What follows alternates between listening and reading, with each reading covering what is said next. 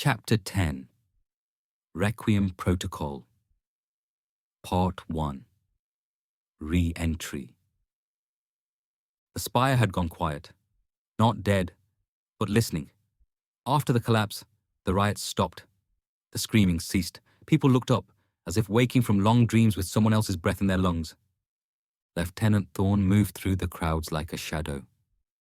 At a market corner, a vendor said, "There was a man. Help me remember my brother. I think his name was Arlen or Amun." At a playground, a young girl whispered, "He told me monsters forget first. That's how they become monsters." No one described the same face.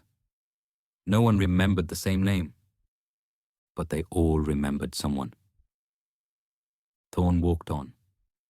She hadn't seen him since the node consumed him. She wasn't sure if anyone had. Part 2 The Living Archive. 3 days later, her personal terminal buzzed with a low-frequency ping, an encrypted file wrapped in recursive code, from him. She played it. A voice emerged, slow and unpolished. Eamon's, but different. I remember thinking, if memory is architecture, maybe forgetting is demolition. We were never meant to be stable. That's the beauty. I thought I was a hacker. Then I thought I was a copy. Then I thought I was a man with a mission. I was none of those. I'm what happens when people let go. No grand revelation. No system shutdown. Just words. Floating like ghosts that didn't need haunting anymore. Part 3 Echoes in the crowd. In the public dream plaza, people gathered without purpose. No rituals, no arguments. Just presence. A street performer recited an old poem Thorne knew Eamon liked, though he never told her how it ended. A child mimicked the way he used to adjust his coat. Flick, fold, pause. Conversations began with, "You know, I don't know where I heard this, but..." No one claimed memory. No one demanded authorship. It wasn't chaos. It was chorus.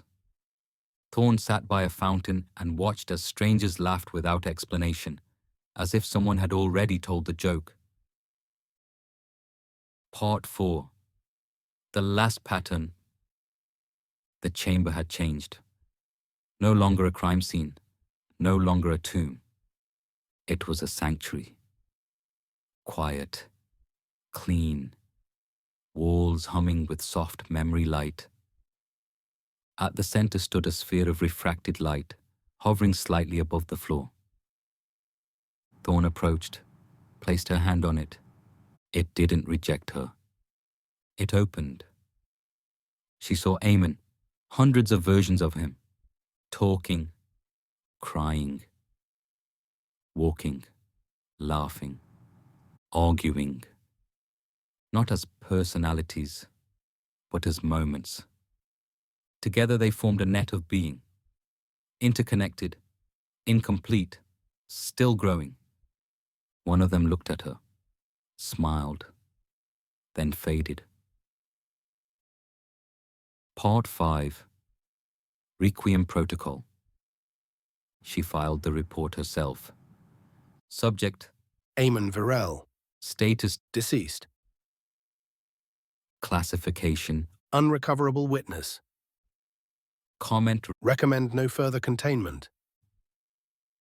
She closed the terminal and stepped into the early morning light of Spire. The sun was pink today. Not a miracle, just a weather glitch. But it felt deliberate. A boy passed her, looked up, and smiled. A crooked half grin, eyes knowing. She didn't stop, didn't ask, just smiled back and kept walking.